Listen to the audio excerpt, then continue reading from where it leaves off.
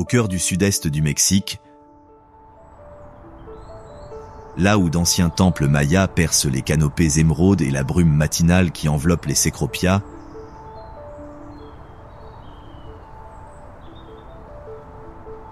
se trouve l'un des derniers vestiges de la grande forêt tropicale mésoaméricaine. La jungle lacandone vibre de rythmes primordiaux, son rythme cardiaque étant synchronisé avec le changement des saisons, transformant ce paradis en une terre de survie en perpétuelle mutation.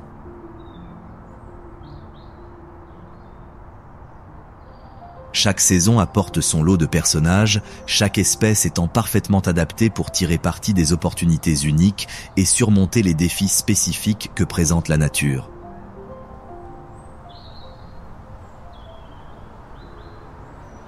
Du microscopique au magnifique, du prédateur à la proie,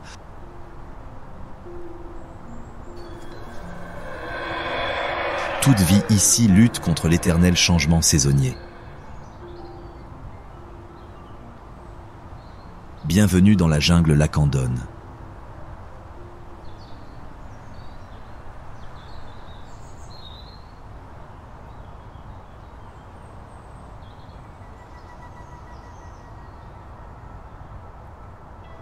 Dans cette ancienne forêt tropicale qui s'étend sur plus de 730 000 hectares à travers le Chiapas, les prédateurs doivent adapter leur stratégie de chasse à la migration ou au changement de comportement de leur proie. Les herbivores doivent composer avec l'abondance et la rareté saisonnière. Même les arbres majestueux se livrent une concurrence acharnée pour la lumière, l'eau et les nutriments, au gré des variations des conditions climatiques.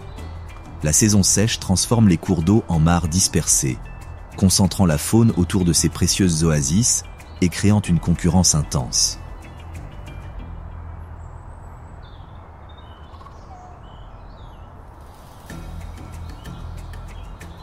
Les conflits territoriaux s'intensifient, les animaux défendant des ressources en voie de raréfaction.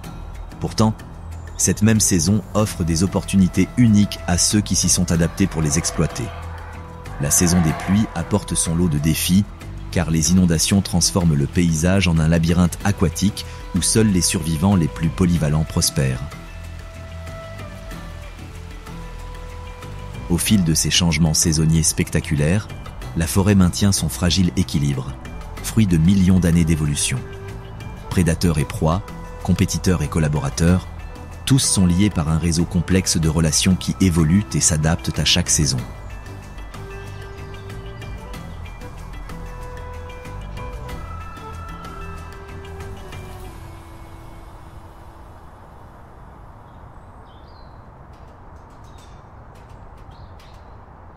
Alors que décembre s'installe sur la jungle lacandone, les fortes pluies de la saison précédente ne sont plus qu'un souvenir.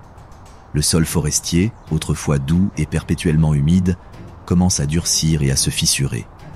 La canopée, bien qu'encore épaisse et verte, filtre davantage de lumière à travers ses feuilles légèrement clairsemées, créant des motifs tachetés d'ombre et de lumière dans le sous-bois.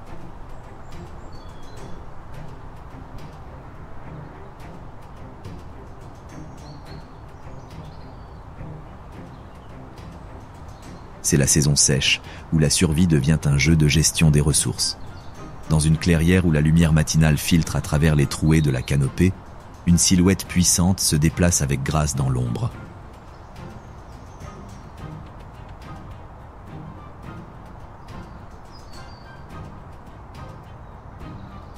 Le jaguar, Panthera onca, émerge de derrière un tronc de Cecropia tombé, son pelage tacheté de rosettes luisant sous la lumière tachetée du soleil. Il s'agit d'une femelle adulte dont le territoire s'étend sur près de 24 km² de cette précieuse forêt.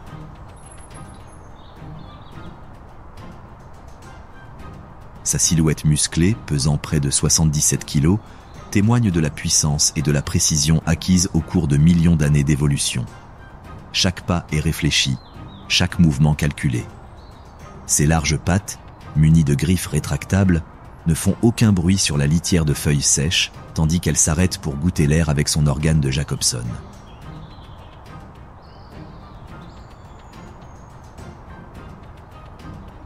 la saison sèche présente des défis uniques, même pour ce prédateur au sommet de la chaîne alimentaire. Les sources d'eau se sont réduites à des mares dispersées et ses proies habituelles se sont adaptées en devenant plus insaisissables et en modifiant leurs habitudes de déplacement.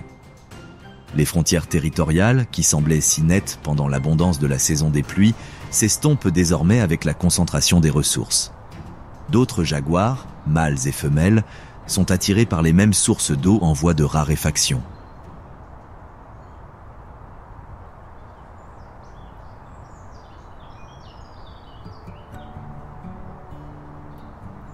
Tandis que le jaguar poursuit sa chasse solitaire dans un paysage de plus en plus aride, une stratégie de survie bien différente se joue plus profondément dans la forêt.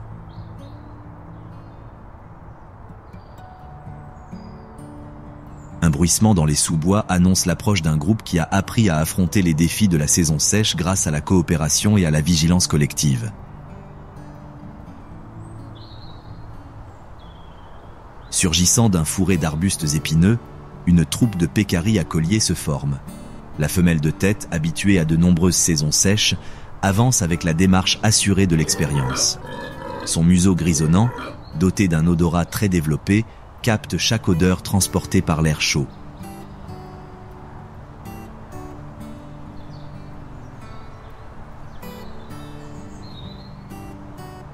Ces mammifères semblables à des porcs, pesant chacun entre 18 et 27 kilos, forment un groupe soudé de 12 individus. Leur survie ne dépend pas de la force individuelle comme celle du jaguar, mais de la sagesse et de la vigilance collective du groupe. Chaque membre contribue au succès du sondeur grâce à des rôles spécialisés développés au fil des années de coopération.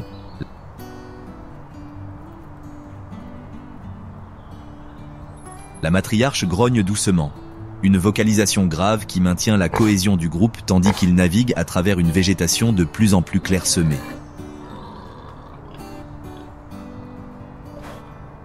Derrière elle, de jeunes adultes maintiennent une formation protectrice autour de 3 juvéniles dont le pelage tacheté les désigne comme l'avenir du groupe.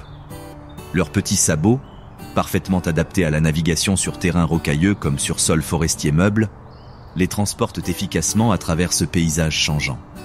La pénurie d'eau a contraint les pécaris à modifier leur comportement traditionnellement crépusculaire. Au lieu de se reposer aux heures les plus chaudes de la journée, ils doivent désormais s'aventurer à la recherche des mares et des suintements dispersés qui représentent leur source de vie. Leur régime omnivore, généralement complété par des fruits succulents et des pousses tendres, repose désormais davantage sur les racines et les tubercules extraits d'un sol de plus en plus dur.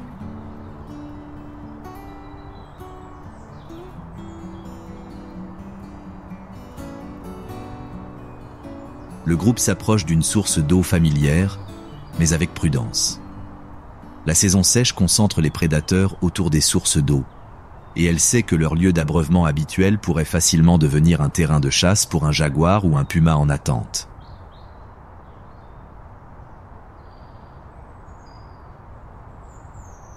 Alors que les pécaris s'approchent prudemment de leur point d'eau, ils ignorent la présence d'un autre survivant dont la stratégie pour affronter la saison sèche requiert une patience quasi surnaturelle.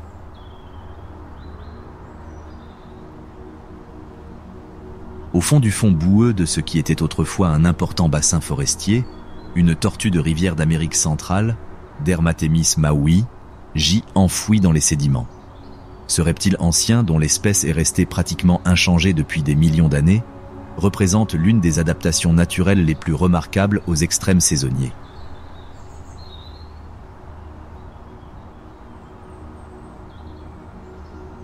Pesant près de 20 kg et mesurant plus d'1 demi-mètre, cette femelle a survécu à 17 saisons sèches grâce à sa maîtrise de la suppression métabolique.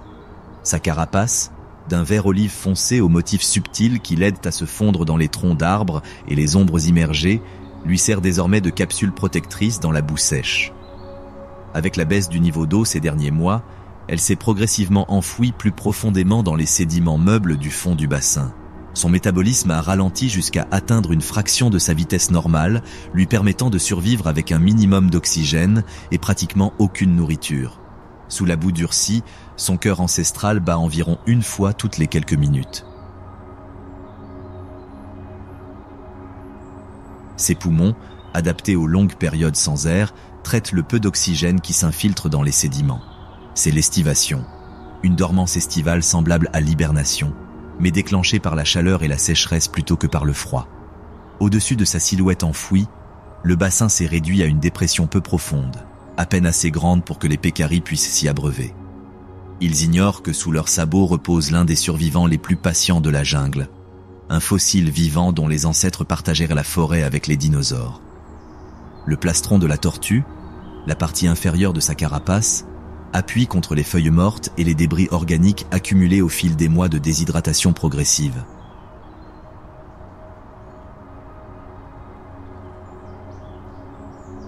Ses membres puissants, désormais immobiles, sont repliés contre son corps pour conserver son énergie et réduire sa visibilité dans la boue. Cette remarquable adaptation permet à son espèce de survivre à des sécheresses qui seraient fatales à des animaux moins spécialisés. Tandis que d'autres espèces aquatiques doivent activement rechercher les sources d'eau restantes, s'exposant souvent à une prédation accrue, la tortue de rivière attend, tout simplement.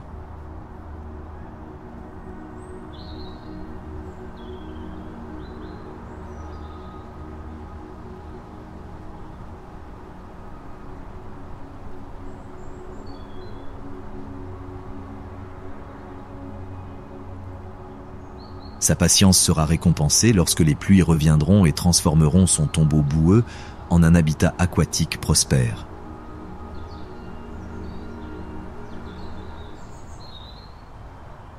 Tandis que la tortue ancestrale gît enfouie dans une lente inertie, la vie à la surface poursuit sa lutte acharnée pour sa survie. Un bruissement dans la litière de feuilles sèches annonce l'approche de l'un des mammifères sociaux les plus adaptables de la forêt.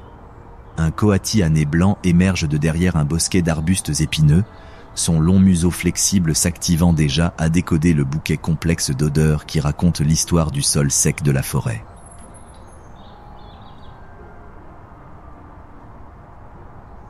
Cette femelle adulte dirige une bande de 7 individus, dont 3 juvéniles dont la survie pendant leur première saison sèche dépend entièrement de la sagesse collective du groupe. Son pelage grisonnant, un mélange de brun et de gris qui lui offre un camouflage parfait contre la végétation sèche, porte les cicatrices de nombreuses rencontres avec des prédateurs et de conflits territoriaux.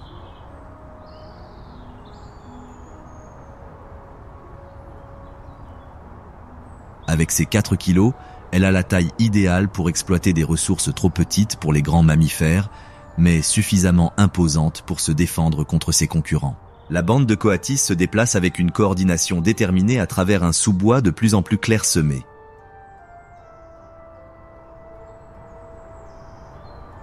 Leur stratégie de survie pendant la rude saison sèche repose sur la flexibilité comportementale et la coopération sociale.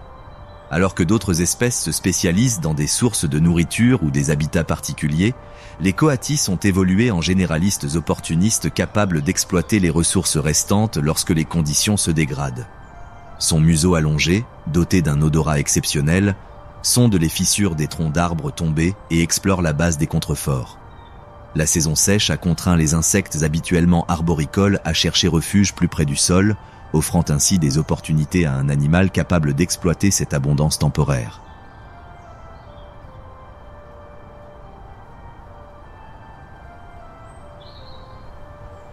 Ses pattes avantagiles, d'une précision quasi manuelle, extrait larves et coléoptères de cachette qui auraient déjoué des butineurs moins adaptables. La structure sociale du groupe offre des avantages cruciaux en période de pénurie de ressources. Les jeunes apprennent les techniques de recherche de nourriture par l'observation et l'imitation, tandis que les adultes expérimentés partagent leurs connaissances sur les sources de nourriture dispersées et les points d'eau accumulés au fil des saisons sèches. Leur système de vigilance collective permet au groupe de se nourrir efficacement tout en assurant sa protection contre les prédateurs qui se concentrent autour des ressources en voie de raréfaction. Alors que la bande de coatis poursuit sa quête méthodique de nourriture, une rencontre avec l'un des prédateurs les plus redoutés de la forêt se profile à quelques mètres. Lové sous une feuille de palmier tombée, parfaitement camouflé dans la litière de feuilles sèches, un fer de lance incarne la létalité patiente qui a fait de cette espèce l'une des vipères à fossettes les plus performantes de la jungle. Cette femelle adulte, mesurant près de 2 mètres de long et pesant 3 kg, représente l'apogée de l'évolution serpentine pour la prédation à l'affût. Son corps épais, couvert d'écailles formant un motif de losanges et de triangles au ton brun et brun clair, la rend quasiment invisible dans la palette de couleurs tamisées de la saison sèche. Des fossettes thermosensibles entre ses yeux et ses narines créent une carte thermique de son environnement, lui permettant de détecter ses proies à sang chaud, même dans l'obscurité la plus totale. La saison sèche concentre prédateurs et proies autour des ressources éparses encore disponibles, créant des conditions de chasse idéales pour une spécialiste de l'embuscade. Son emplacement privilégié, à côté d'une piste de gibier menant à l'une des rares sources d'eau restantes dans cette partie de la forêt, représente un emplacement de choix dans la géographie de la survie. Les petits mammifères, contraints de quitter leur abri pour trouver de l'eau, doivent passer à portée de tir de sa silhouette parfaitement dissimulée. Sa patience rivalise avec celle de la tortue enterrée, mais son attente a un but bien différent. Tandis que la tortue conserve son énergie grâce à la suppression métabolique, le fer de lance reste en pleine alerte, prêt à exploser à tout moment. Son venin, un cocktail complexe d'enzymes et de toxines, peut tuer une proie en quelques minutes, tout en entamant le processus digestif avant même qu'elle n'avale sa victime. La bande de coatis qui approche ignore la présence mortelle qui se cache sur son passage. L'odorat très développé de la femelle chef de file, si efficace pour repérer les insectes et les fruits cachés, se révèle moins fiable pour détecter un prédateur pratiquement inodore.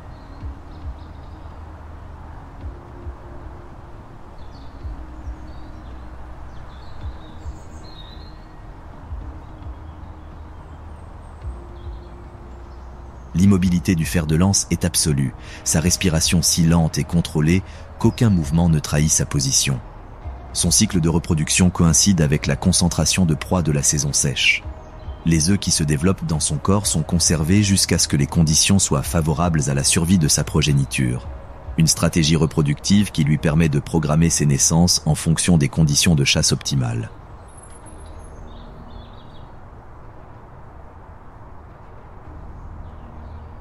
Cette adaptation vivipare confère à ces petits un avantage significatif sur les espèces ovipares dans l'environnement imprévisible des extrêmes saisonniers.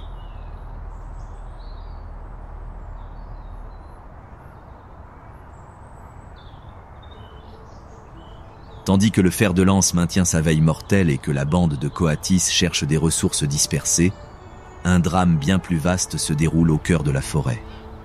Un haras militaire dont le plumage éclatant crée un joyau vivant sur fond de tons sourds de la forêt sèche est perché sur une branche morte qui s'étend au-dessus de la canopée principale. Cette femelle adulte, mesurant près d'1 mètre de long et pesant plus d'1 kilo, est l'un des oiseaux les plus grands et les plus intelligents des forêts néotropicales. Son plumage à dominante verte, rehaussé d'un front rouge vif et de rémiges bleues, lui offre un camouflage étonnamment efficace parmi les feuilles jusqu'à ce qu'elle se déplace et révèle toute la palette de ses couleurs. Son bec puissant, capable de casser les noix et les graines de palme les plus dures, doit désormais trouver les sources de nourriture dispersées qui restent disponibles alors que de nombreux arbres entrent en dormance.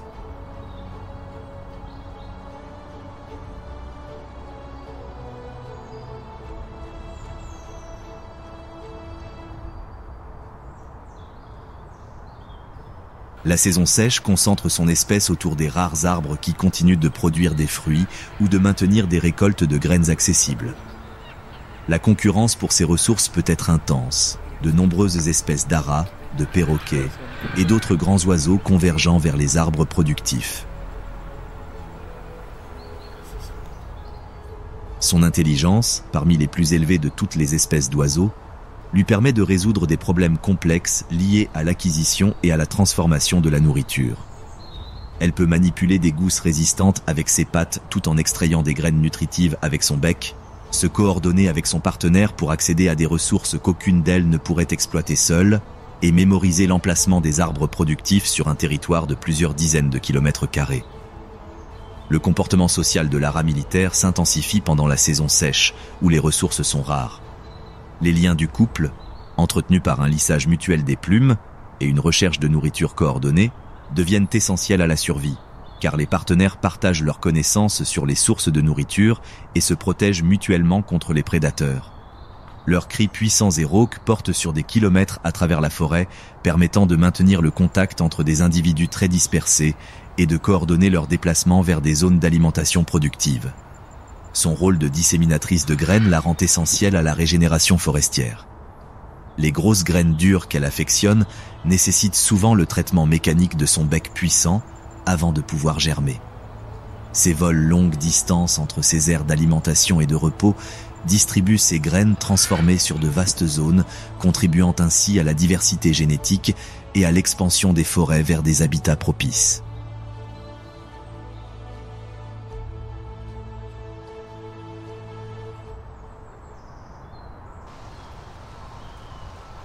Les premières gouttes tombent comme des signaux du ciel, chacune explosant sur les feuilles brûlées par le soleil, promettant une transformation. La jungle lacandone entame sa métamorphose la plus spectaculaire de l'année. Le parfum du pétrichor, cette odeur caractéristique de la pluie sur la terre sèche, emplit l'air d'une intensité presque enivrante. Mars apporte les premières pluies abondantes, mais c'est en avril et mai que la saison des pluies déchaîne véritablement sa fureur.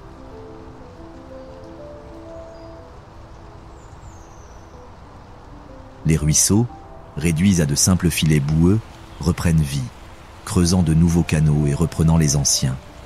Le sol de la forêt s'effondre sous chaque pas. Les feuilles se déploient avec une urgence presque visible, et les fleurs jaillissent des branches dans des explosions de couleurs qui transforment la cathédrale verte en un kaléidoscope vivant. C'est la saison de l'émergence, où la vie endormie s'éveille et où une nouvelle vie prend naissance. Les graines qui ont attendu des mois les conditions propices germent maintenant avec une énergie explosive. Les insectes émergent de leur stade nymphal dans des nuées d'ailes battantes. Le rythme cardiaque de la jungle s'accélère au rythme de la pluie.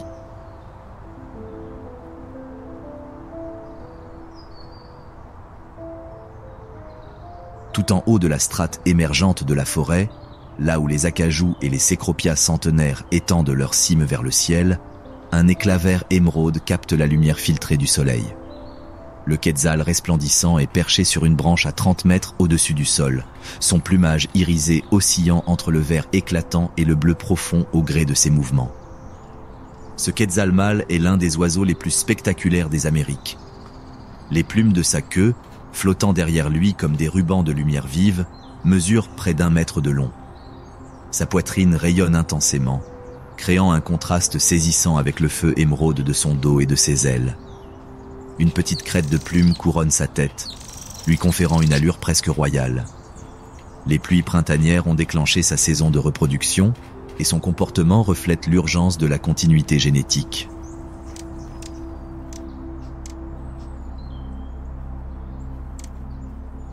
Son bec puissant, parfaitement adapté au creusement de cavités dans les troncs d'arbres en décomposition, a déjà commencé à creuser le nid de cette année. Sous lui, la canopée s'est transformée en un festin de fruits et d'insectes. Les avocats sauvages, sa nourriture préférée, pendent lourdement des branches rendues accessibles par la nouvelle croissance. Son régime alimentaire, principalement frugivore, fait de lui un disséminateur essentiel de graines pour des dizaines d'espèces végétales. Chaque fruit qu'il consomme est porteur du potentiel de régénération de la forêt, faisant de lui à la fois consommateur et créateur dans le réseau complexe de relations de la jungle. Le mâle marque une pause dans ses fouilles pour lancer son appel à travers le territoire qu'il a conquis. Sa voix, une série de notes musicales qui s'élèvent et s'abaissent comme une symphonie naturelle, porte sur des centaines de mètres dans l'air humide. C'est à la fois un avertissement pour les mâles rivaux et une invitation aux partenaires potentiels. Cet appel témoigne de l'aptitude génétique, de la qualité territoriale et de la promesse d'une reproduction réussie.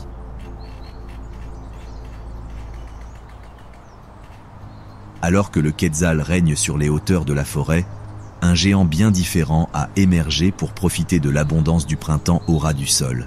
Se déplaçant dans les sous-bois avec une grâce surprenante pour un animal de plus de 200 kilos, un tapir de Bairds navigue dans le paysage de plus en plus luxuriant du sol forestier.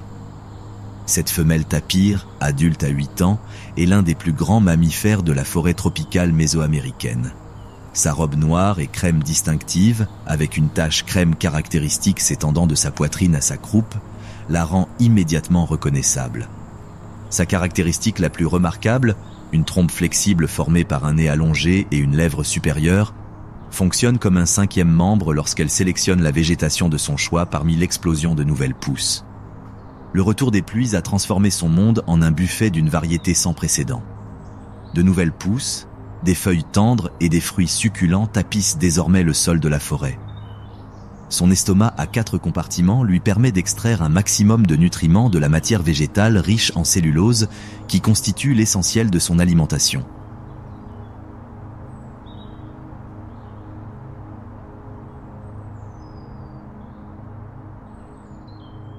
Elle se déplace d'un pas roulant à travers un bosquet de jeunes cécropias dont les larges feuilles scintillent encore de rosée matinale.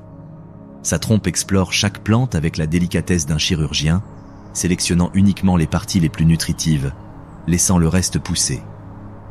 Ce comportement alimentaire sélectif fait d'elle l'une des jardinières les plus importantes de la forêt, taillant la végétation de manière à favoriser une croissance saine et la diversité. Les pluies printanières ont également créé de nombreuses mares temporaires et étendu les sources d'eau existantes, essentielles pour un animal qui passe beaucoup de temps à se baigner et à se vautrer.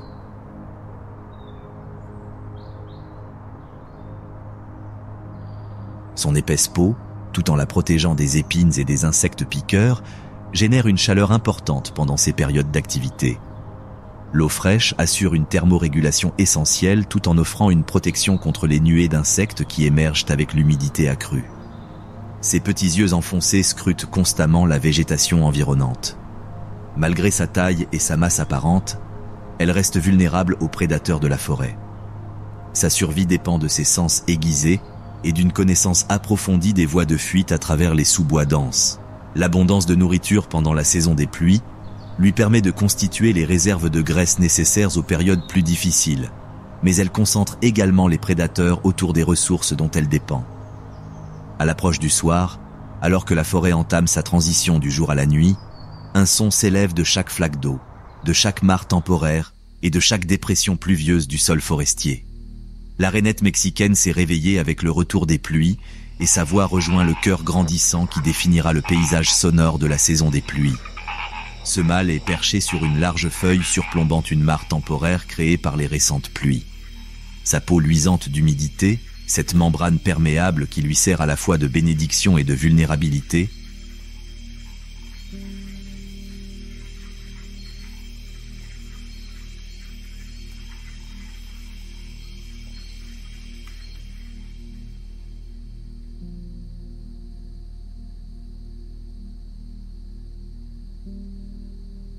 l'a libéré des crevasses cachées et des arbres creux où il attendait la fin de la saison sèche, en état d'activité réduite. Sa gorge se gonfle comme un ballon lorsqu'il ajoute sa voix au cœur. Ce son, une succession rapide de clics et de gazouillis, remplit de multiples fonctions dans son monde social complexe. Il signale sa présence aux partenaires potentiels tout en avertissant les mâles rivaux de se tenir à distance du territoire qu'il a choisi autour de ce bassin de reproduction temporaire. Le moment de son émergence est crucial. Ces bassins temporaires, formés par les premières pluies printanières, constituent des nurseries idéales pour ces têtards. L'eau est suffisamment peu profonde pour se réchauffer rapidement sous le soleil tropical, accélérant ainsi son développement, mais suffisamment profonde pour assurer la vie pendant les semaines vulnérables de la métamorphose. L'absence de poissons dans ces bassins temporaires élimine une source majeure de prédation pour les têtards en développement.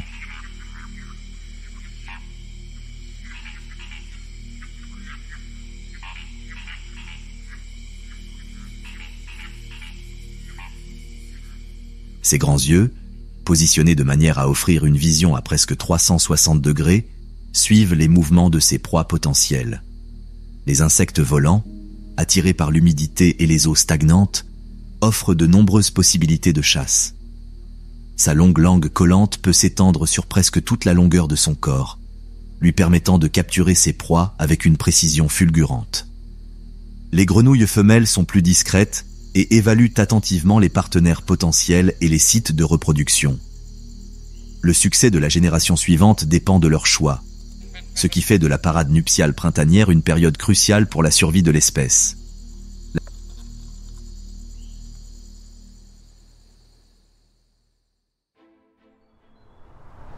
La jungle atteint son apogée en été, lorsque la saison des pluies, en pleine intensité, crée des conditions d'abondance quasi irrésistibles.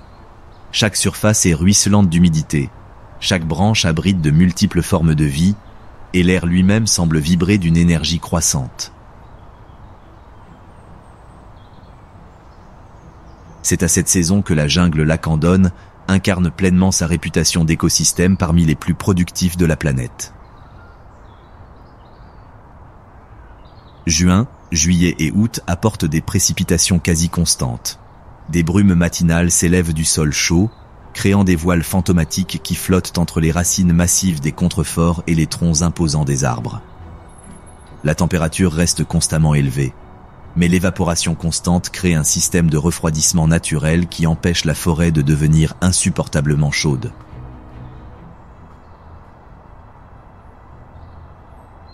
Cette combinaison de chaleur et d'humidité crée les conditions idéales pour une activité biologique explosive.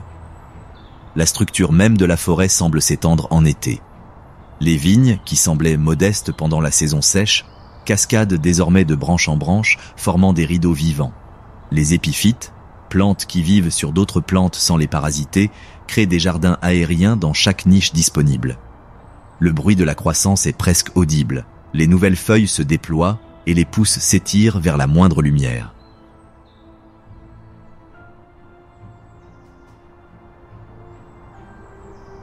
Dans la couronne d'un acajou massif, là où la canopée s'étend tel un parapluie vert à 60 mètres au-dessus du sol, un éclat jaune illumine la lumière matinale. Le toucan à carène sautille le long d'une branche épaisse avec l'agilité assurée d'un acrobate né.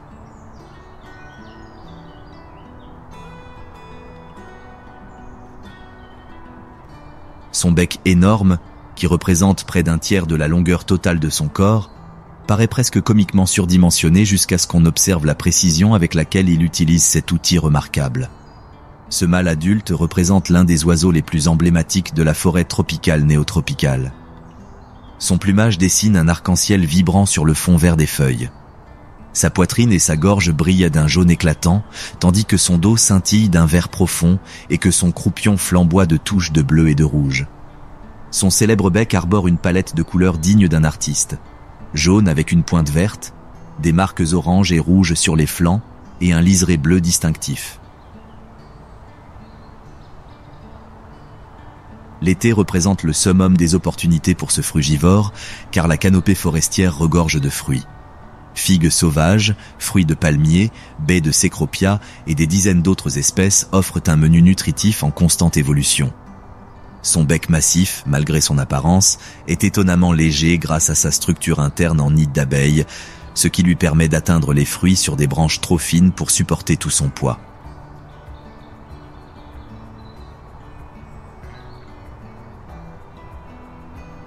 Le comportement alimentaire du toucan crée un spectacle aérien spectaculaire. Il lance des fruits en l'air d'un rapide coup de bec, les attrapant parfaitement et les faisant glisser dans sa gorge. Cette technique, développée au fil des années, lui permet de consommer efficacement les fruits tout en gardant l'équilibre sur les branches ondulantes. Chaque capture réussie témoigne de la remarquable coordination entre son bec, ses yeux et les muscles de sa gorge.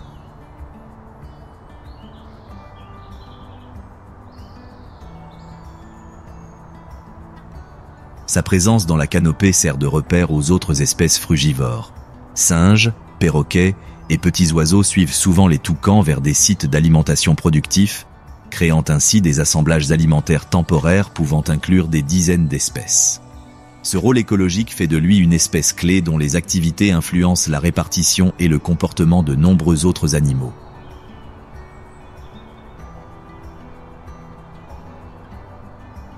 Alors que l'aube se lève sur la canopée estivale, un son unique au monde se fait entendre au plus profond de la forêt. D'abord un grondement sourd, le cri gagne en volume et en intensité.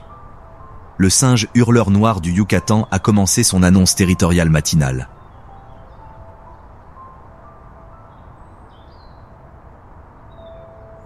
Ce mâle alpha, pesant près de 12 kg et mesurant 60 cm debout, est le plus grand primate du Mexique.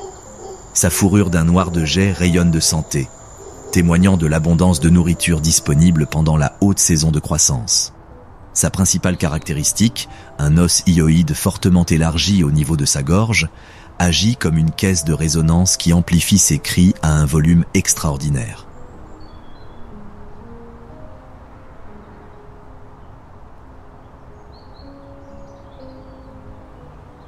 L'abondance estivale a permis à sa troupe d'établir et d'entretenir un territoire comprenant certains des arbres fruitiers les plus productifs de leur section de forêt. Son compagnon, légèrement plus petit et d'un brun plus clair, s'occupe de leur petit de 5 mois, dont le pelage roux le caractérise comme juvénile.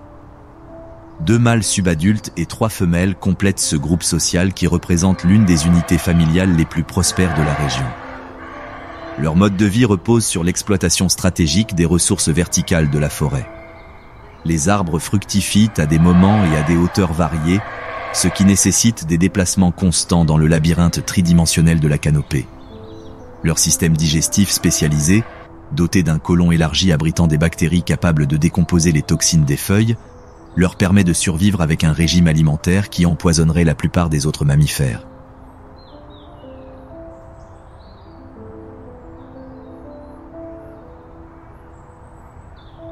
Le mâle alpha se place sur une branche proéminente à 40 mètres du sol, ses mains puissantes agrippant l'écorce avec une force désinvolte. Son rugissement matinal a de multiples fonctions. Il annonce la position de sa troupe au groupe voisin, établit les limites territoriales et coordonne les activités des membres de sa propre famille. Ce son transmet des informations sur la taille, la santé et la détermination du groupe, ce qui contribue à prévenir les conflits en permettant aux groupes plus faibles d'éviter la confrontation. Lorsqu'il appelle, son énorme poche labiale se gonfle comme un ballon, créant la caisse de résonance qui confère à sa voix son incroyable puissance. Le son résonne à travers la forêt, rebondissant sur les troncs d'arbres et créant des échos qui semblent provenir de partout à la fois.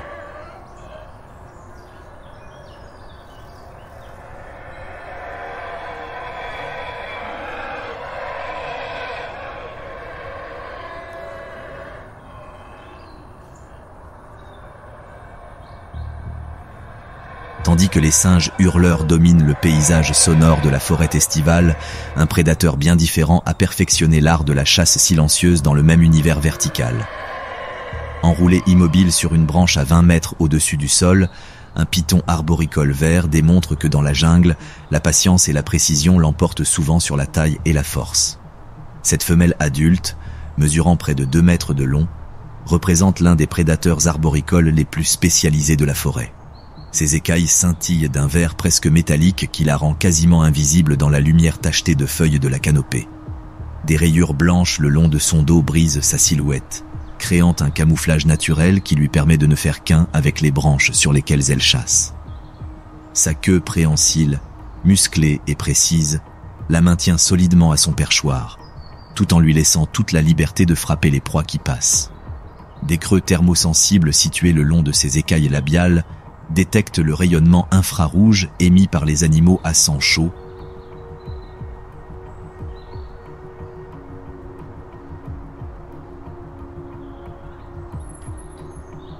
créant ainsi une carte thermique de son environnement, précise même dans l'obscurité la plus totale. La saison de reproduction estivale a accru l'activité des populations d'oiseaux de la forêt, offrant de nombreuses occasions de chasse à ce prédateur spécialisé dans la capture de proies qui touche rarement le sol. Son dernier repas, un jeune toucan qui a commis l'erreur fatale de chercher des fruits trop près de son lieu d'embuscade, présente encore une bosse visible au milieu de sa silhouette serpentine.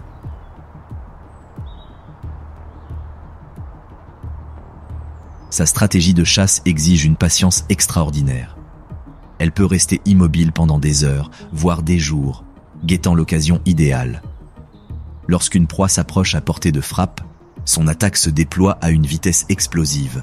Son corps se détend tel un ressort, lui permettant de couvrir 2 fois sa longueur d'un seul coup.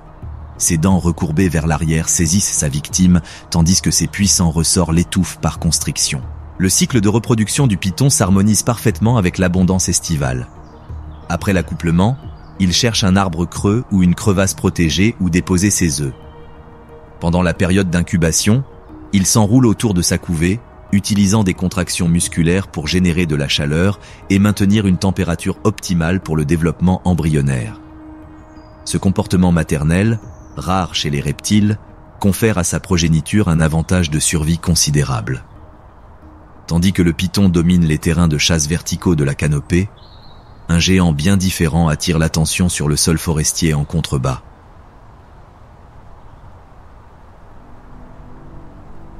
Un grand hocco avance prudemment dans le sous-bois baigné de soleil, sa silhouette imposante et sa crête distinctive créant une silhouette reconnaissable entre mille sur le fond verdoyant de la végétation estivale. Cette femelle adulte, pesant près de 4 kilos et mesurant près d'1 mètre, est l'un des plus grands oiseaux des forêts néotropicales.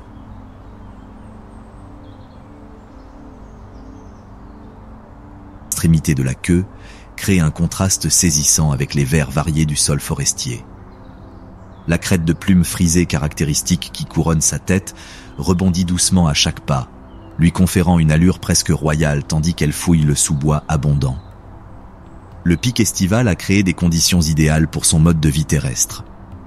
Les fruits tombés tapissent le sol de la forêt d'une variété sans précédent, lui fournissant les nutriments énergétiques nécessaires pour soutenir son poids conséquent.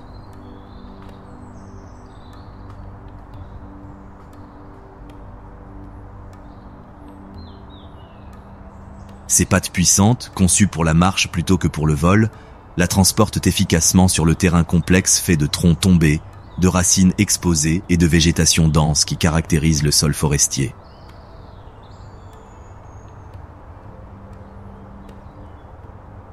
Ses yeux perçants, positionnés de manière à lui offrir une excellente vision vers l'avant, l'observent constamment à la recherche d'opportunités de nourriture et de menaces potentielles.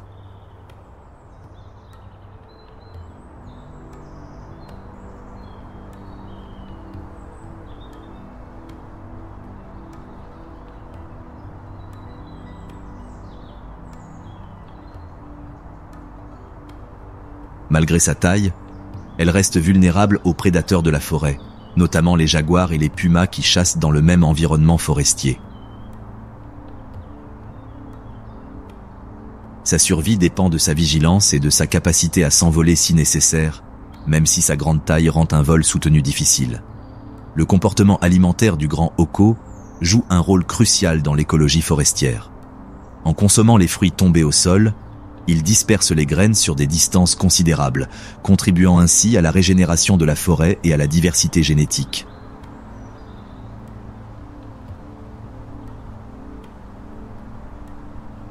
Son grand gésier, rempli de petits cailloux, broie les graines dures et les matières végétales fibreuses, lui permettant d'extraire des nutriments inaccessibles aux oiseaux plus petits. Son comportement social durant la saison de reproduction estivale comprend des parades nuptiales complexes et une défense territoriale.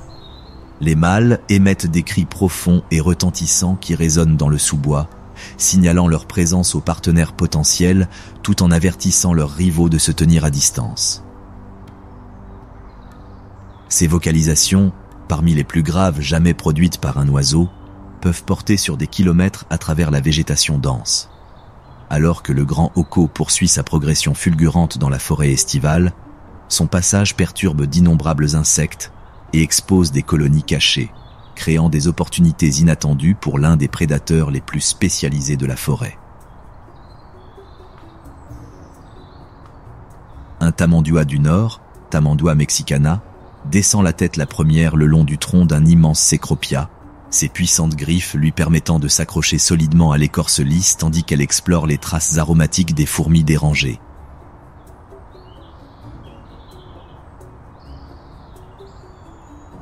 Cette femelle adulte, pesant 8 kg et mesurant près de 2 mètres, queue préhensile comprise, représente l'une des adaptations évolutives les plus remarquables pour l'insectivorie en Amérique. Sa coloration distinctive, crème et noire, formant un motif rappelant un gilet, lui offre un camouflage étonnamment efficace face aux jeux d'ombre et de lumière de la canopée et des troncs forestiers où elle passe le plus clair de son temps.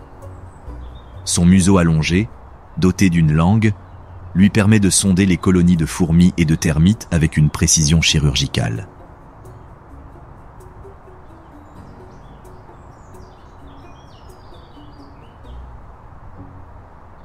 Ses griffes puissantes, particulièrement élargies sur ses pattes avant, peuvent déchirer les constructions d'insectes les plus robustes, des termitières terrestres aux fourmilières arboricoles entretenues par les colonies de coupeuses de feuilles.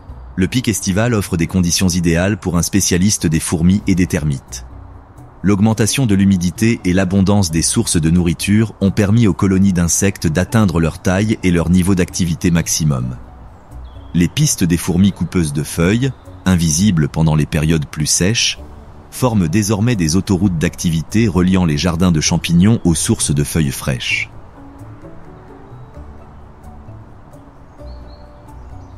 Les colonies de termites, dont les populations sont gonflées par l'abondance de cellulose, construisent des galeries élaborées qui offrent de riches opportunités alimentaires à un prédateur bien équipé pour les exploiter. Sa technique d'alimentation est remarquablement efficace et sélective. Sa longue langue, enduite de salive collante, peut extraire des centaines d'insectes par minute tout en évitant les soldats et les sécrétions défensives qui protègent la plupart des colonies d'insectes sociaux. Son épaisse peau et sa fourrure rugueuse la protègent des piqûres et des morsures, tandis que sa capacité à obturer rapidement ses narines empêche les insectes de pénétrer dans son système respiratoire. Le mode de vie arboricole du tamandua en fait l'un des rares grands mammifères capables d'exploiter les ressources en insectes tridimensionnels de la canopée forestière. Sa queue préhensile lui sert de cinquième membre, lui assurant une certaine sécurité lorsqu'il se suspend aux branches pour accéder aux colonies de fourmis dans des endroits inaccessibles aux fourmiliers terrestres. Ses mouvements réfléchis et sa patience alimentaire lui permettent d'exploiter minutieusement chaque colonie avant de passer à la suivante. Bien au-dessus du tamandua qui se nourrit méthodiquement, la canopée tremble à l'approche de l'un des plus puissants prédateurs des Amériques.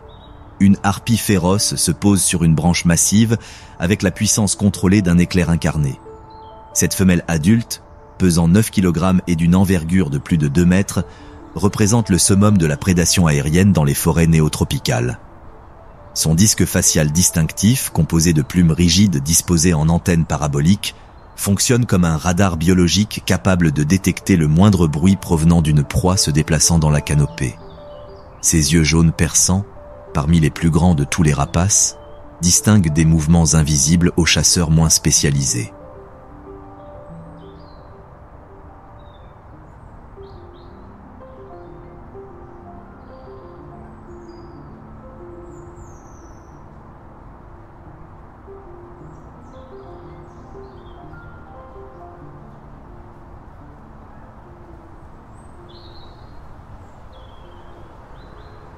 L'emblématique couronne de plumes qui confère à son espèce son expression féroce peut être relevée ou abaissée pour améliorer son ouïe dans différents environnements acoustiques.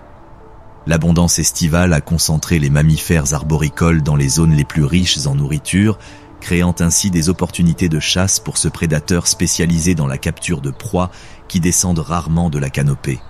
Ces cerfs, plus grandes et plus puissantes que celles de tout autre rapace américain, peuvent exercer une force d'écrasement suffisante pour pénétrer le crâne d'un singe hurleur ou la carapace d'un grand paresseux.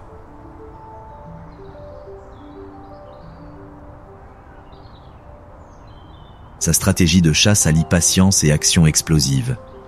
Elle peut rester immobile pendant des heures, utilisant son ouïe et sa vision exceptionnelle pour surveiller l'activité sur plusieurs hectares de canopée. Lorsqu'une proie s'aventure à portée, son attaque se déploie avec une rapidité et une précision dévastatrices. Ses ailes puissantes lui permettent de manœuvrer son imposante carcasse à travers le complexe labyrinthe tridimensionnel des branches avec l'agilité d'un oiseau beaucoup plus petit. Le rôle de prédateur au sommet de la chaîne alimentaire de l'aigle harpie influence le comportement et la répartition de nombreuses espèces de la canopée. Les singes hurleurs, les paresseux et d'autres mammifères arboricoles modifient leur déplacement et leur utilisation de l'habitat en fonction de sa présence. Ces exigences territoriales, qui englobent des dizaines de kilomètres carrés d'habitat forestier primaire, en font une espèce indicatrice de la santé et de la connectivité des écosystèmes. Son cycle de reproduction, parmi les plus longs de tous les rapaces, reflète la nature spécialisée de ses besoins en matière de chasse. Un couple peut avoir besoin de 3 ans pour élever un poussin jusqu'à son indépendance, le jeune aigle passant près de 2 ans à acquérir les techniques complexes nécessaires à la chasse dans la canopée. Cette longue période d'investissement parental rend les harpies féroces particulièrement vulnérables aux perturbations de leur habitat et aux interférences humaines.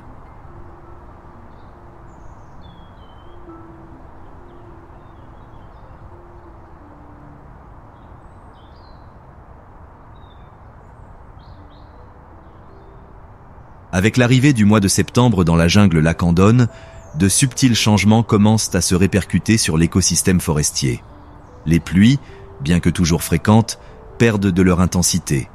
Les heures de clarté raccourcissent imperceptiblement, activant d'anciens programmes génétiques qui guident la vie dans cette forêt depuis des millions d'années. Il ne s'agit pas de l'automne spectaculaire des régions tempérées, avec ses feuilles mortes et ses oiseaux migrateurs, mais d'une transition plus subtile marquée par des changements de comportement et une disponibilité des ressources fluctuantes. La forêt reste verte et luxuriante, mais un œil averti peut déceler les signes des changements saisonniers. Certaines espèces d'arbres commencent à produire des fruits, tandis que d'autres entrent en dormance. Le comportement animal évolue à mesure que les espèces se préparent à l'approche de la saison sèche. Les migrations commencent, même si elles peuvent se limiter à quelques kilomètres, contrairement aux déplacements continentaux des espèces tempérées. Octobre et novembre marquent la véritable période de transition, lorsque les rythmes biologiques de la forêt commencent à se synchroniser avec l'approche de la saison sèche. C'est le temps des préparatifs, où la survie au cours des mois à venir dépend des décisions prises aujourd'hui.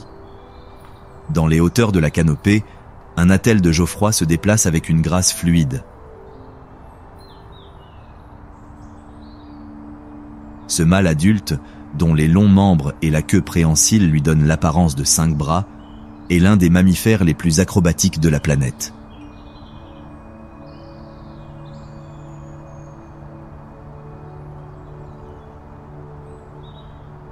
Sa fourrure noire, teintée de reflets dorés qui captent la lumière tamisée du soleil, recouvre un corps parfaitement adapté à la vie dans les arbres. Pesant 7 kilos et mesurant près d'1 mètre de long, queue non comprise, il se déplace dans la canopée avec une précision naturelle. Ses mains, dépourvues de pouces, fonctionnent comme des crochets naturels qui lui permettent de se balancer d'une branche à l'autre sans avoir à la saisir et à la relâcher.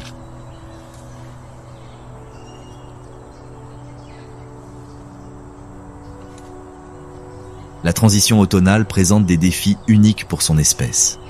Les singes araignées dépendent fortement des gros fruits charnus qui leur fournissent les nutriments énergétiques nécessaires à leur mode de vie arboricole actif. Alors que certaines espèces d'arbres entrent en dormance et que d'autres terminent leur cycle de fructification, les sources de nourriture fiables qui ont nourri leurs troupes pendant les mois d'été abondants deviennent de plus en plus dispersées et imprévisibles.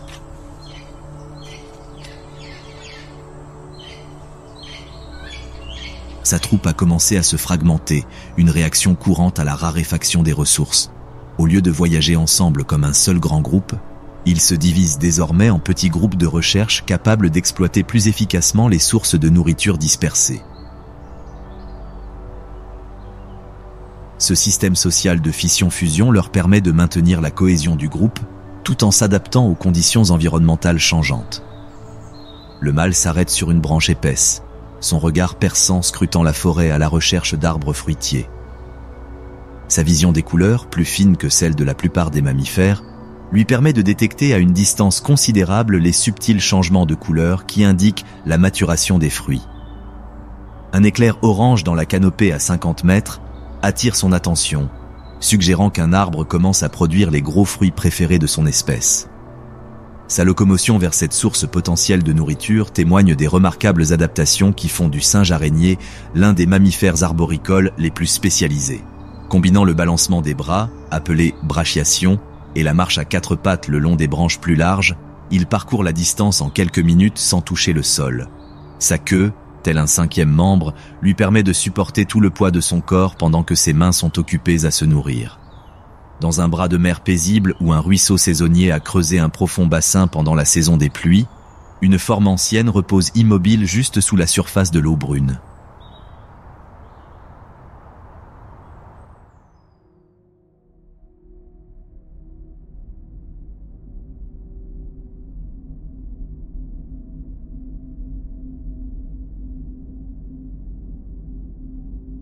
Le crocodile de Morlaix représente une lignée restée pratiquement inchangée depuis plus de 200 millions d'années. Cette femelle adulte, mesurant 3 mètres de long et pesant plus de 80 kg, incarne la stratégie prédatrice patiente qui a permis à son espèce de survivre à de multiples extinctions massives.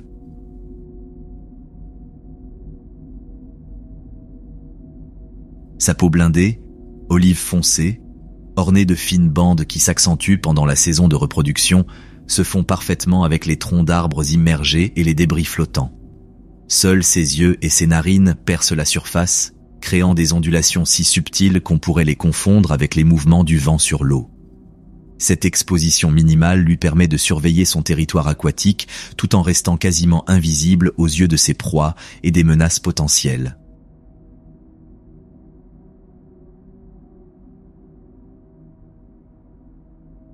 La transition automnale affecte son comportement de manière subtile mais importante. À mesure que le niveau de l'eau baisse avec la diminution des précipitations, les poissons et autres proies aquatiques se concentrent dans les mares profondes restantes. Cette concentration saisonnière crée des opportunités d'alimentation qui lui permettent de survivre à l'approche de la saison sèche lorsque la chasse devient plus difficile. Son métabolisme, développé pour l'efficacité plutôt que la rapidité, lui permet de survivre des mois sans se nourrir si nécessaire.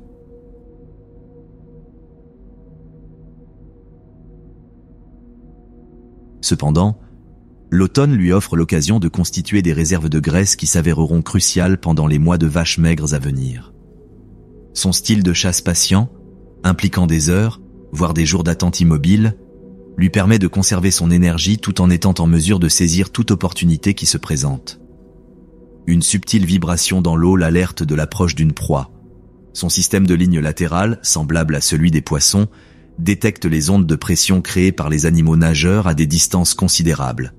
Son cerveau traite ces informations avec une précision quasi informatique, calculant la taille, la vitesse et la direction de la cible qui approche.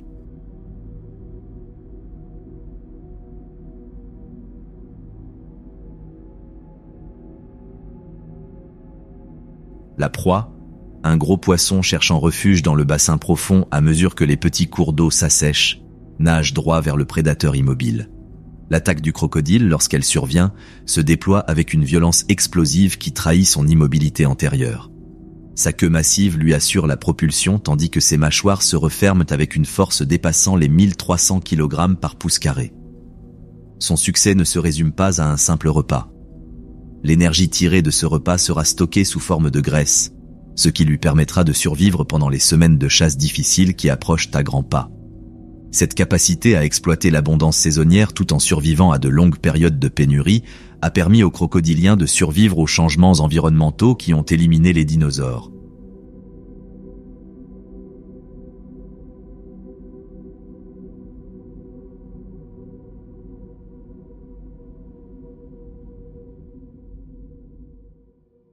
Alors que l'obscurité s'installe sur la forêt automnale et que les animaux diurnes cherchent refuge pour la nuit, une nouvelle génération de personnages émerge pour exploiter la pénombre. Tout en haut de la canopée, où les fruits mûrs pendent lourdement sur les branches touchées par les premiers changements subtils de la saison, un kinkajou s'aventure hors de son antre creux pour commencer ses activités nocturnes de recherche de nourriture.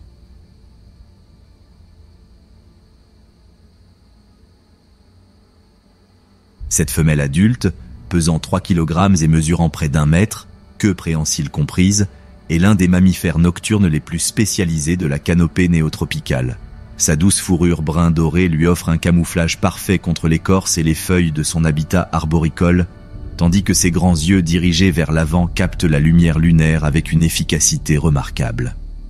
Sa caractéristique la plus distinctive, une langue qui peut s'étendre jusqu'à 15 cm de sa bouche, lui permet d'exploiter des sources de nourriture inaccessibles aux autres mammifères. Elle sonde les fleurs pour en extraire le nectar, atteint les crevasses pour capturer les insectes et manipule les fruits avec une précision remarquable. Cet appendice extraordinaire, combiné à ses doigts agiles, fait d'elle l'une des mangeuses les plus adroites de la canopée forestière.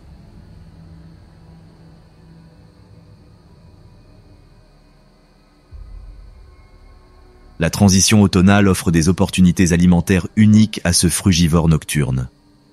De nombreux arbres restés en dormance pendant le pic d'abondance estivale produisent désormais des fruits spécialement programmés pour mûrir pendant cette période. Sa capacité à naviguer dans le labyrinthe tridimensionnel de la canopée dans l'obscurité la plus totale lui donne un accès exclusif à ses ressources pendant les heures où ses concurrents diurnes sont inactifs. Ses déplacements dans la canopée témoignent d'une remarquable habileté acrobatique. Sa queue préhensile lui sert de cinquième main. capable de supporter tout le poids de son corps, tandis que ses autres membres sont occupés à se nourrir ou à se déplacer. Elle peut se suspendre la tête en bas à une seule branche pour attraper des fruits inaccessibles aux mammifères arboricoles moins spécialisés. Le rôle de pollinisateur et de disséminateur de graines du kinkajou en fait un élément essentiel de l'écologie forestière. Ses habitudes alimentaires nocturnes complètent celles des espèces diurnes, garantissant ainsi l'attention des plantes à fleurs et à fruits tout au long de leur cycle de 24 heures. Le nectar qu'il consomme est souvent recouvert d'une couche de pollen qu'il transfère involontairement d'une fleur à l'autre en se nourrissant.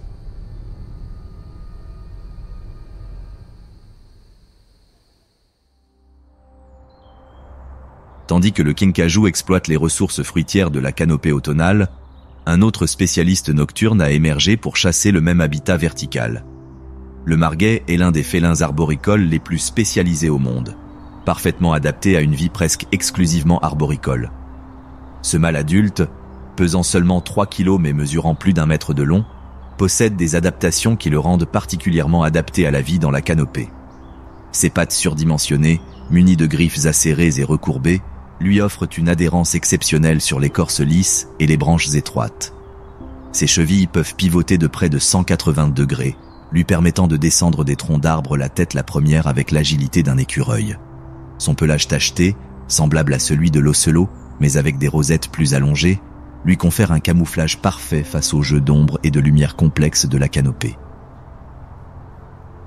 Sa queue, proportionnellement plus longue, lui assure un équilibre crucial lorsqu'il se déplace dans les branches, ce qui représenterait un défi même pour les primates arboricoles les plus spécialisés. Ses grands yeux, les plus grands par rapport à leur taille corporelle parmi tous les félins d'Amérique, captent la lumière avec une efficacité extraordinaire.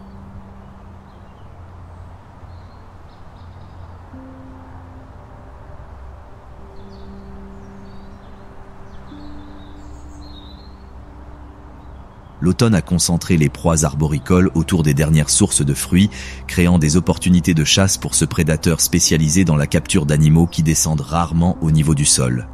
Son régime alimentaire se compose principalement d'oiseaux, de mammifères arboricoles et de gros insectes, tous capturés dans le territoire de chasse tridimensionnel de la canopée forestière. Sa technique de chasse allie discrétion, patience et athlétisme explosif. Il peut franchir des espaces de plus de 4 mètres entre les arbres, changer de direction en plein vol et atterrir sur des branches à peine plus épaisses que son corps. Ses coussinets souples lui permettent de se déplacer en silence sur des surfaces qui trahiraient la présence de prédateurs moins spécialisés. Le cycle de reproduction du marguet coïncide avec l'abondance des proies en automne. Après une gestation de près de 3 mois, les femelles donnent généralement naissance à un seul chaton dans un creux d'arbre sécurisé. La longue période de soins parentaux, qui dure près de 2 ans, reflète les compétences complexes requises pour réussir la chasse arboricole.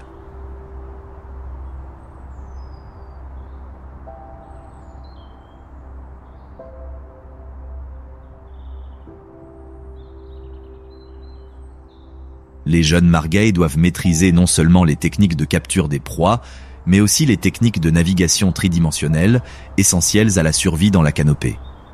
Tandis que le marguet démontre ses remarquables capacités arboricoles dans la canopée. Un prédateur bien plus imposant se déplace dans le même paysage automnal avec la même discrétion, mais des stratégies de chasse très différentes. Un puma concolore, émerge de derrière un massif contrefort, son pelage fauve se fondant harmonieusement dans la lumière dorée filtrant à travers les changements saisonniers de la canopée. Ce mâle adulte, pesant 65 kg et mesurant plus de 2 mètres de long, est le deuxième plus grand félin des Amériques et l'un des prédateurs les plus adaptables de la planète. Sa robe fauve uniforme, dépourvue des motifs distinctifs des jaguars et des petits félins tachetés, lui confère un camouflage parfait malgré les variations de luminosité et les variations saisonnières qui caractérisent la forêt lacandone tout au long de l'année. La transition automnale offre des opportunités de chasse uniques à ce prédateur dont l'adaptabilité lui permet d'exploiter les ressources à travers plusieurs niveaux forestiers. Contrairement à la chasse arboricole spécialisée du marguet ou à la chasse aquatique du jaguar, la réussite du puma repose sur sa polyvalence et sa capacité à adapter ses stratégies de chasse à la disponibilité saisonnière des proies et au changement de comportement. Son arrière-train musclé, conçu pour la puissance explosive plutôt que pour l'endurance, peut le propulser verticalement jusqu'à 5 mètres ou horizontalement par-dessus des passages de 12 mètres.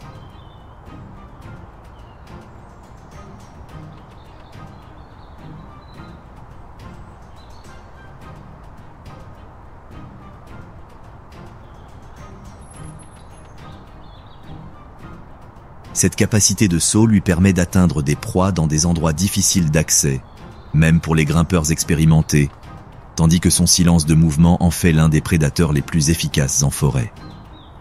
Les exigences territoriales du puma couvrent d'immenses zones, dépassant souvent 50 km² pour un seul individu. Ses activités automnales consistent à patrouiller ses limites tout en surveillant l'évolution de la répartition des proies, en fonction des variations saisonnières des ressources. Son marquage olfactif, réalisé grâce à des accumulations de griffures et des dépôts d'urine, crée une carte olfactive qui signale sa présence à ses concurrents et partenaires potentiels. Son succès de chasse dépend d'une connaissance approfondie du comportement des proies et de leur utilisation saisonnière de l'habitat.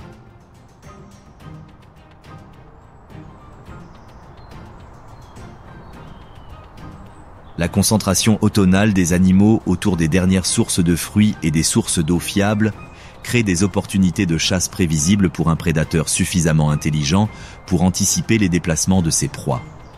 Ces proies, généralement obtenues par une morsure précise au cou ou à la tête, reflètent l'efficacité qui lui permet de survivre dans des territoires où les ressources peuvent être très dispersées. Alors que le puma fait preuve de la puissance explosive qui caractérise la plupart des grands prédateurs, l'un des mammifères les plus performants de la forêt a réussi à survivre grâce à la stratégie inverse. Haut dans la canopée, se déplaçant si lentement que son passage est à peine perceptible, un paresseux à 3 doigts, Bradypus variegatus, incarne la force de la patience et de la conservation de l'énergie face aux changements de saison.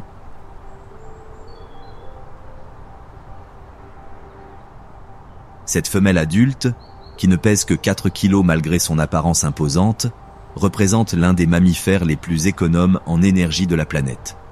Son pelage hirsute, teinté de vert par des algues symbiotiques qui lui fournissent à la fois camouflage et complément nutritionnel, la rend quasiment invisible parmi les feuilles et les branches où elle passe toute sa vie suspendue la tête en bas.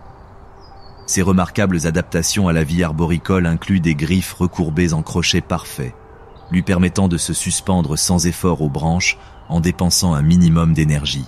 Ces mouvements lents, parcourant environ 40 mètres par jour, reflètent un métabolisme inférieur à celui de tout autre mammifère de sa taille. Cette extraordinaire conservation d'énergie lui permet de survivre avec un régime de feuilles qui ne fournirait pas suffisamment de nutriments à des animaux plus actifs. La transition automnale affecte son comportement de manière subtile mais importante. Lorsque certaines espèces d'arbres entrent en dormance et que d'autres modifient leur composition chimique, elle doit adapter ses préférences alimentaires pour maintenir une nutrition adéquate. Son comportement alimentaire très sélectif, impliquant un échantillonnage minutieux des feuilles de plusieurs espèces d'arbres, démontre une remarquable capacité à évaluer la qualité nutritionnelle et à éviter les composés toxiques.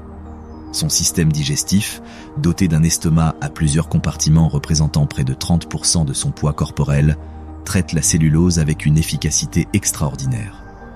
Des bactéries symbiotiques décomposent les feuilles sur une période pouvant dépasser 1 mois, extrayant ainsi la plus grande quantité de calories possible de son alimentation pauvre en énergie. Cette digestion prolongée l'oblige à transporter une quantité importante de matière non digérée, ce qui rend son aptitude à grimper encore plus remarquable. La stratégie de reproduction du paresseux à 3 doigts reflète son mode de vie limité en énergie. Après une gestation de 6 mois, elle donne naissance à un seul petit qui restera avec elle pendant près d'1 an, acquérant les compétences complexes nécessaires à sa survie dans la canopée.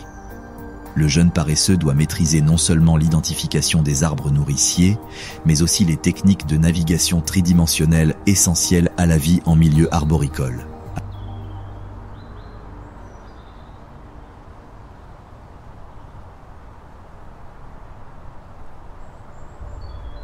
Alors que notre voyage à travers les 4 saisons de la jungle lacandone touche à sa fin, nous devons affronter une vérité dérangeante qui pèse sur chaque aspect de ce magnifique écosystème. Les animaux que nous avons suivis au fil de leur cycle saisonnier, du patient jaguar au singe araignée acrobate, survivent aujourd'hui dans un monde de plus en plus fragmenté et façonné par l'activité humaine.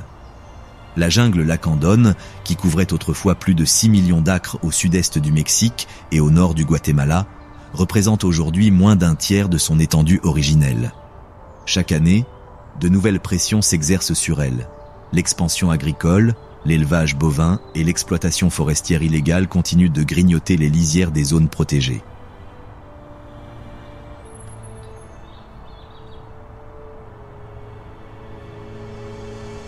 Les magnifiques acajou, qui servent de site de nidification aux quetzals et de voie de passage aux singes araignées, mettent des siècles à mûrir, mais peuvent être abattus en quelques heures. Les animaux que nous avons observés représentent des populations soumises à un stress constant.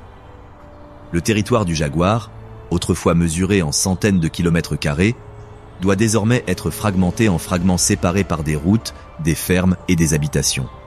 L'isolement génétique menace la viabilité à long terme, car les populations deviennent trop petites pour maintenir des bassins de reproduction sains. Les singes araignées, dont la structure sociale dépend de vastes territoires abritant de nombreux arbres fruitiers, voient leurs troupes se fragmenter non seulement de façon saisonnière, mais aussi de façon permanente, à mesure que les corridors d'habitat disparaissent. Les réseaux hydrographiques, véritables artères vitales de toute vie forestière, sont confrontés à la contamination par le ruissellement agricole et aux perturbations dues au développement en amont. Les mares saisonnières où se reproduisent les rainettes mexicaines disparaissent définitivement avec le défrichement des terres et la modification des systèmes de drainage. Les tortues de rivière, survivantes de millions d'années de changements naturels, ne s'adaptent pas assez vite à la rapidité des modifications de leur habitat induites par l'homme. Plus grave encore, le changement climatique menace de perturber les cycles saisonniers qui régissent la vie dans cette forêt depuis des millénaires. Des précipitations irrégulières, des périodes de sécheresse prolongées et des variations de température pourraient perturber le cycle délicat qui permet aux différentes espèces de coexister et de prospérer. Le cycle de reproduction du quetzal resplendissant, synchronisé avec la disponibilité des fruits, pourrait être perturbé par des changements dans les cycles de floraison et de fructification des arbres forestiers. Il existe pourtant des raisons d'être prudemment optimiste. Les efforts de conservation déployés par des organisations mexicaines et internationales ont permis de créer des zones protégées qui préservent l'habitat essentiel. Les communautés autochtones, notamment les Mayas lacandones, qui donnent son nom à la forêt, ont conservé des pratiques traditionnelles qui favorisent la conservation de la forêt tout en répondant à leurs propres besoins.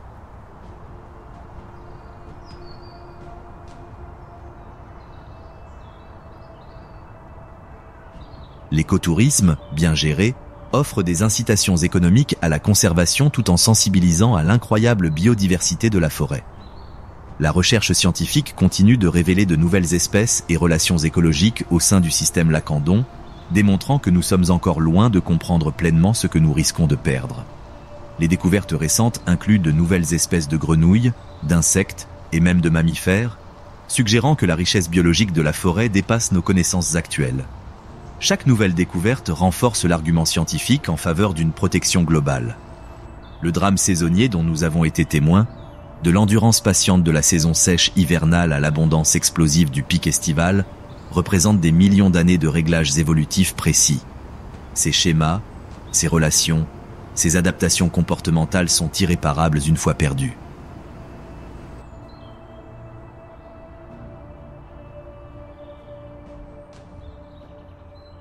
La chasse patiente du jaguar, la grâce acrobatique du singe araignée, la patience préhistorique du crocodile ancestral représentent autant de chapitres irremplaçables de l'histoire de la vie sur Terre. Le choix qui s'offre à l'humanité est difficile mais simple. Nous pouvons continuer à traiter la jungle lacandone comme une ressource à exploiter, en regardant ses cycles saisonniers s'effondrer progressivement, ou la reconnaître comme un trésor vivant dont la préservation enrichit non seulement l'écosystème local, mais aussi la planète entière. Les animaux que nous avons suivis tout au long de leur périple saisonnier n'ont pas leur mot à dire dans cette décision. Et pourtant leur avenir dépend entièrement des choix que nous faisons aujourd'hui. Le temps, comme les cycles saisonniers eux-mêmes, ne suit qu'une seule direction. L'hiver reviendra dans la jungle lacandone. Mais la question de savoir s'il apportera la même richesse de vie que celle dont nous avons été témoins dépend des actions entreprises aujourd'hui, tant que le choix est encore possible. Les rythmes ancestraux de la forêt perdurent, mais leur avenir reste incertain, attendant que l'humanité décide si cette cathédrale naturelle survivra pour inspirer les générations futures ou deviendra un simple souvenir de ce qu'elle fut autrefois.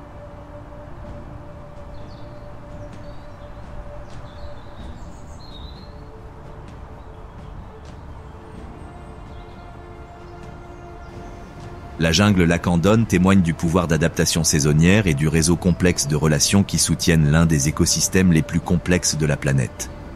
À travers la patience de l'hiver, l'éveil fulgurant du printemps, l'apogée de l'été et la préparation minutieuse de l'automne, nous avons assisté à l'éternelle danse de la survie qui se poursuit depuis des millions d'années. Chaque saison apporte ses propres défis et opportunités, ainsi que ses propres personnages, parfaitement adaptés aux conditions uniques offertes par le changement cyclique. Du microscopique au magnifique, du prédateur à la proie, toute vie dans cette forêt évolue au rythme des transformations saisonnières. L'avenir de cette symphonie naturelle reste incertain, sa pérennité dépendant de la reconnaissance par l'humanité que certains trésors transcendent la valeur économique. Dans la jungle lacandone, chaque saison raconte une histoire d'adaptation, de survie et de créativité infinie de la vie elle-même. Puissent ces histoires se perpétuer pour les générations à venir.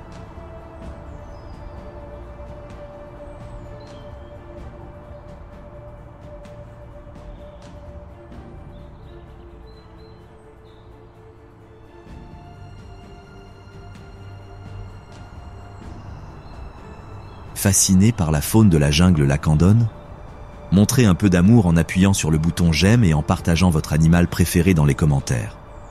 En partageant cette vidéo, vous contribuez à sensibiliser et à soutenir les efforts visant à protéger cet incroyable écosystème. N'oubliez pas d'appuyer sur l'icône en forme de cloche pour ne jamais manquer la prochaine aventure sauvage d'un autre coin du monde.